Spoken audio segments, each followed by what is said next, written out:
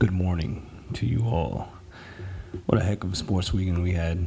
Welcome to the 2L Sports Union.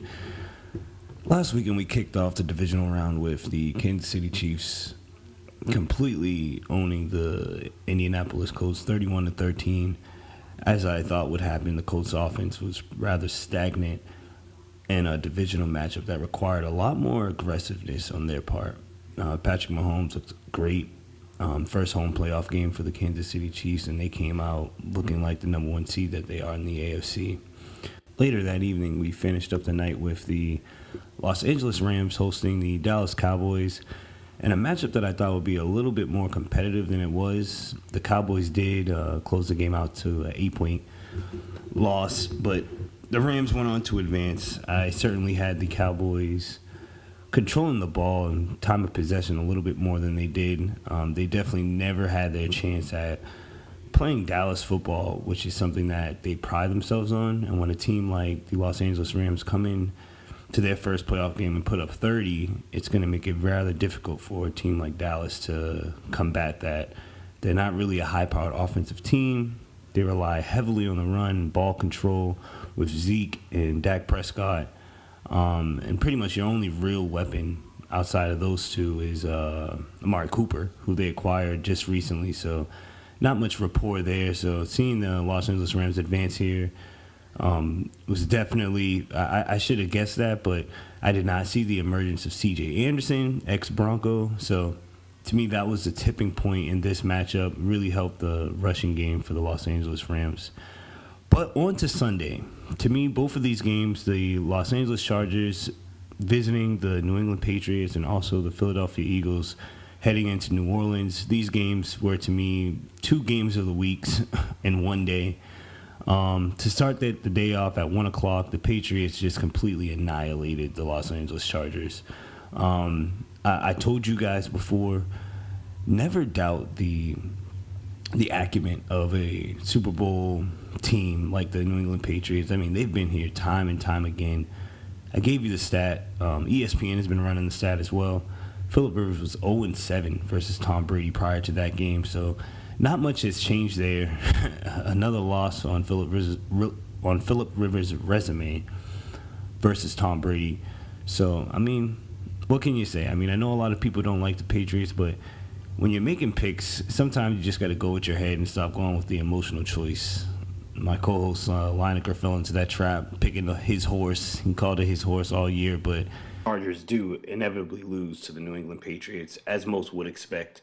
I think if Tom Brady and Bill Belichick were to lose that weekend, we'd be very shocked to see a Los Angeles Chargers AFC Championship game with them going into Arrowhead Stadium to play the Kansas City Chiefs. So, I mean, guys, let's just think about that.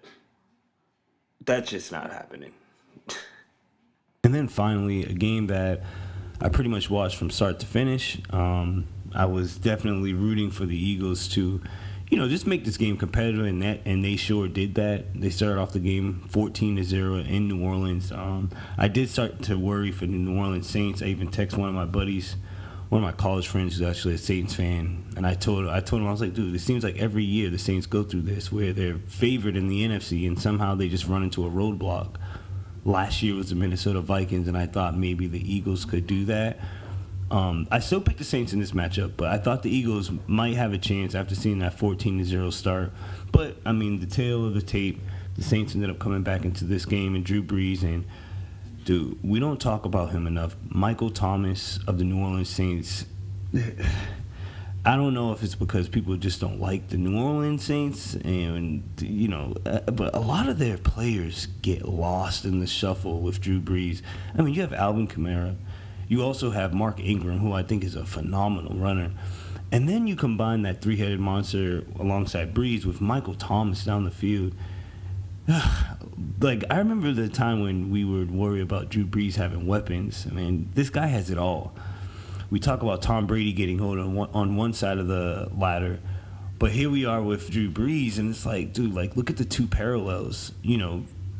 The New Orleans Saints have all the help in the world as far as athleticism, young talent goes. The Patriots, to me, are just this very similar to the Saints in that way, But obviously, to me, the Saints are very talented, and no reason why they shouldn't be the favorite to come out of the NFC. But thank you for listening to the 2L Sports Union. Wanted to get you guys up with a quick wrap up from last week's games. Haven't really had a chance to sit down with my co-hosts, so thought I'd push something out for you. Up next on the videos, we'll have the previews for the Rams at Saints in the NFC Championship game, and also the Patriots, who will be going to Arrowhead Stadium, Kansas City, which might look like the forecast is looking very stark.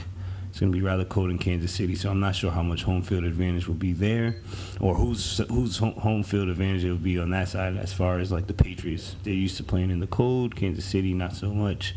And Pat Mahomes, this is a big game for him.